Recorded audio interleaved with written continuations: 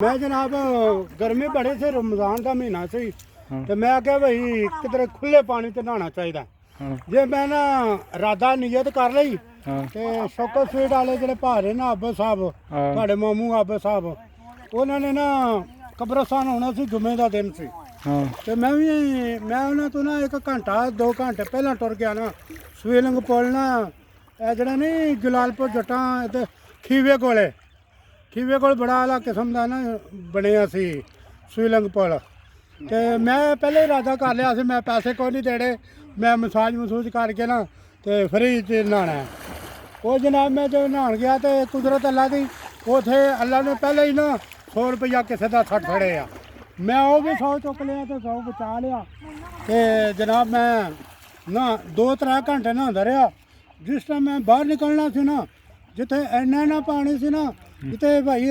बहुत मुश्किल मूँह च पानी पैने वाला इन्ना पानी से उत्थे नहीं डुबिया तो गले ते मैं टूब पा ली फोम दी जो फोम नहीं होता फ्रिजा वाला वो फोम सी कड़ा जहा बनया सी वो मैं मस्तियाँ करता पाया। जिउं मैं ना बहुते पानी च थोड़े पानी च गया उत्थे जाके मेरा गोडा जड़ा ना वो कड़े दे विच इंज हो गया एक लाच खलोण तो नहीं होता वो जे जनाब मैं बड़े हत्थ पैर मारे कोई ना गोडा जड़ा वो विच फस गया तो मैं लम्मा पै गया पानी च ते जेह्ड़े बहुते पानी च बंदे नहांदे सन ना पे अल्लाह तवक्कल ही ओही थोड़े पानी च आके उन्हें आख्या ले बंदा तो जांदा पिया ये तो हुण ਇਹਦਾ टाइम पूरा हो गया। लो जी उन्हें चुक के मैनू ना 3 बंदे लगे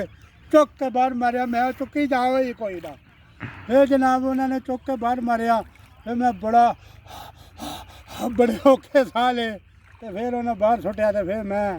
उदू मेरा वीज़ा निकल आया सी ते जे अगर वीज़ा पक्का लग जाता तो फिर तो दुबई दे खाओ इत्थे रह जाना। Good night welcome.